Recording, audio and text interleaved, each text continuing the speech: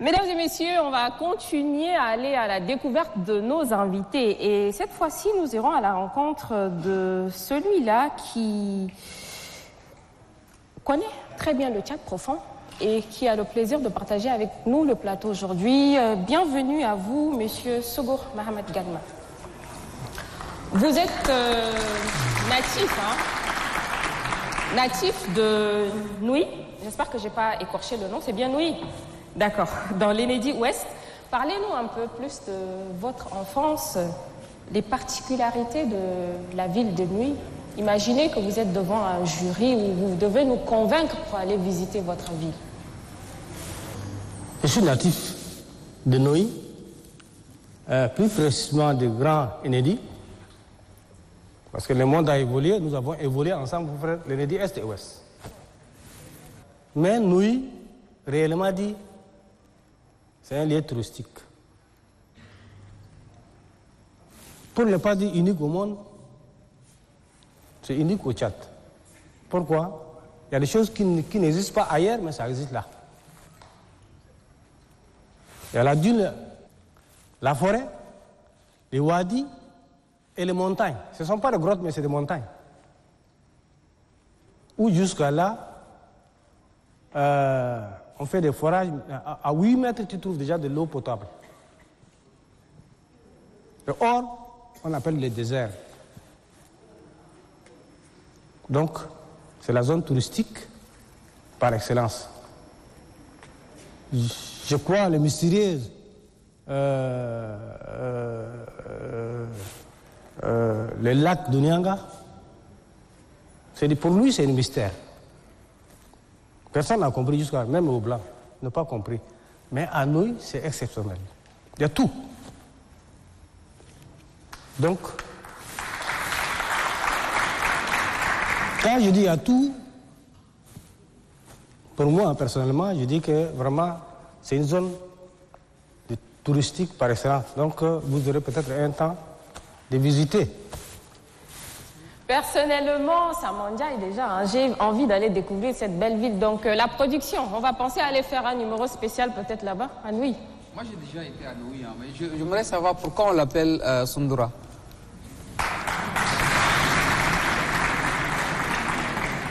Sundura, c'est un peu long.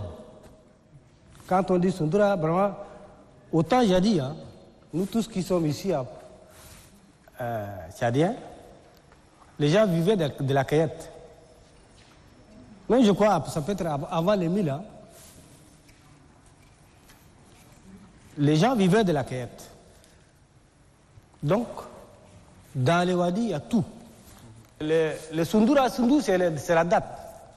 Donc, c'est la date qui s'est transformée en dôme. Selon les récits qu'on a eus de nos grands-parents, ils disent qu'il y a un maudit là qui est venu vraiment faire du mal et puis les dates ont... Se sont transformés en dôme. Donc c'est ça l'anecdote. Nous, Sundura, donc tu peux planter n'importe quoi, ça pousse. D'accord. Merci. Tu es satisfait alors? Oui, je suis satisfait. Alors, Monsieur Sogour, vous avez travaillé dans plusieurs provinces du Tchad. Quelles sont les villes qui vous ont marqué et pourquoi? Peut-être que vous avez quelques anecdotes à nous raconter à propos de ces villes qui vous ont marqué. Merci beaucoup. Vraiment, j'ai fait le tour du Tchad. Pour ne pas dire tous les 23 provinces, j'ai fait presque plus de la moitié. Pour moi, c'est les meilleures écoles ou bien les vivre ensemble. Il faut connaître les provinces du pays. Ce que j'ai réussi, l'expérience que j'ai vécue, je l'ai transportée chez moi à Nouy.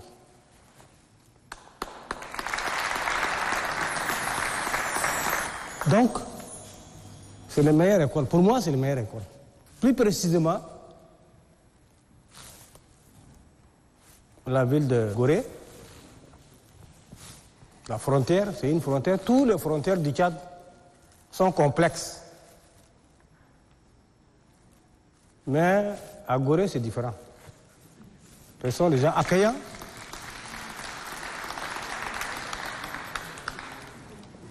À Gorée, les gens se trouvent encore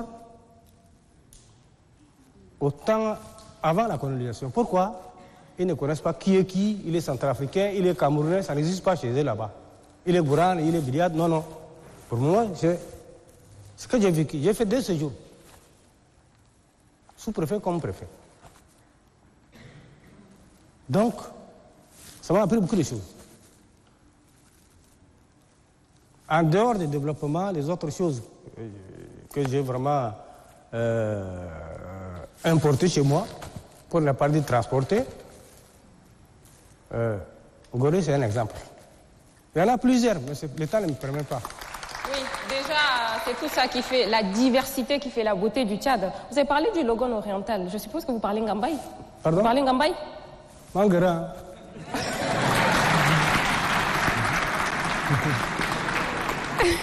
C'est bon. Vous étiez militaire avant de poursuivre votre carrière dans l'administration. 2 mondes complètement différents. Donc, en quoi est-ce que votre expérience de militaire vous a servi dans l'administration? Avec mon expérience de militaire, ça m'a beaucoup servi. Le patriotisme, à l'école, je n'ai pas appris comme ça. Mais en passant sous drapeau, on m'a appris le patriotisme quand j'étais à l'école des officiers interarmes.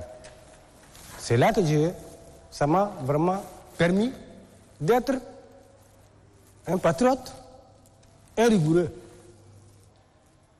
Et ça a marché. Vous avez parlé du Logone oriental et un de vos plats préférés est la boule de sorgho rouge avec la sauce tankoul, le TK. Vous pouvez nous expliquer un peu comment est fait ça ou vous en mangez juste, vous ne savez pas comment ça se fait? Moi, je vais vous séparer. La sauce tankoul, moi, j'ai appris à Faya. Ah oui? Alors que c'est déjà interdit à une catégorie de femmes de ne pas faire le tankoul. Vous, un homme, vous savez le faire? Oui, quand je dis à Faya, quand j'étais au lycée, c'est dans les années 70 quelques encore. Je crois que c'est au temps de Malo. J'ai appris là-bas. Après, quand j'ai servi au sud, j'ai continué. Et ce n'est pas n'importe quelle fille qui va, ou bien femme qui va préparer. Oui, c'est la sauce longue. Donc, je crois que les Sarah et les Ngamba ils connaissent. Les autres, je ne connais pas, mais ceux-là connaissent. Celles-là connaissent. De quoi je parle? On pourra bénéficier pour savoir pourquoi c'est pas n'importe quelle femme ou fille ne doit pas faire ça. Mais c'est exigeant. C'est une jeune fille, pour ne pas dire... c'est pas un peu vraiment... À ma génération, je ne peux pas dire employer le mot vierge ou autre.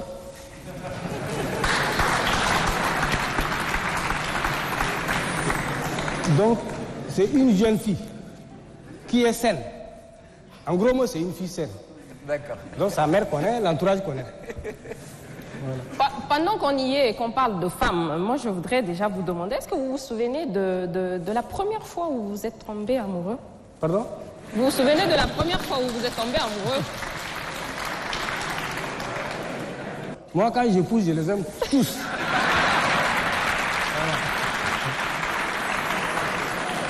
Alors, j'aurais bien voulu vous demander comment est-ce qu'elle était et tout, mais comme vous dites que quand vous oubliez, c'est tout.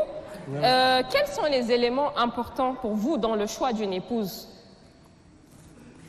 Mon choix, c'est l'éducation de base. Ma sœur Rebecca avait dit quelque chose. Quand elle a donné des exemples, c'est qu'elle veut dire qu'elle a une bonne éducation au niveau de la maison, au niveau de la base, au niveau de... Il faut que le bon Dieu te donne la chance qu'une femme qui doit être éduquée depuis la maison. C'est cette bonne éducation-là qui met l'homme à l'aise. La meilleure femme, la meilleure épouse.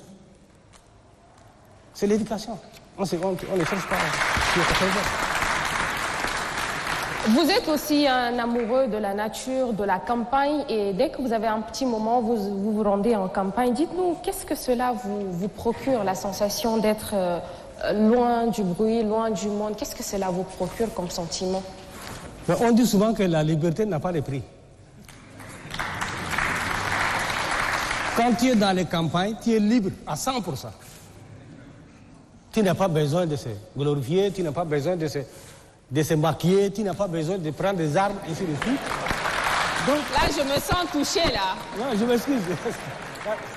Donc, c'est la liberté totale qui existe dans ces campagnes.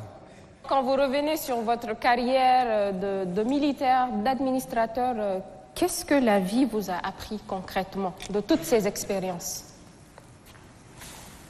Bon, vraiment, c'est très long. Très long. Vraiment, Très long. puisqu'on n'a pas assez de temps, ouais, j'aimerais donc, juste brièvement. Quand premièrement, je suis incorporé.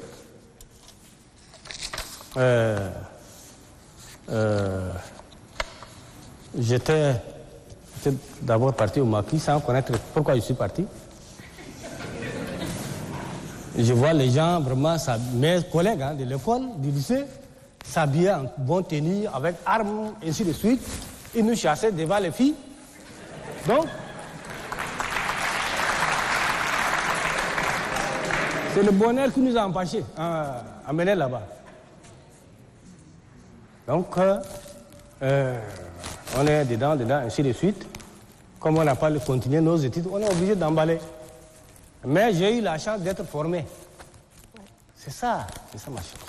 Alors, avez-vous un regret de votre passé, de n'avoir pas dit non à quelqu'un ou d'avoir dit non à quelqu'un alors que vous aurez pu aider la personne?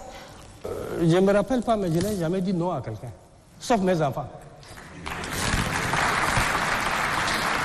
Il est très généreux, Monsieur Sougou. Il ne dit jamais non. Merci beaucoup pour votre générosité et d'avoir partagé ce plateau avec nous. Vous restez avec nous et Adam, on va continuer à découvrir nos invités.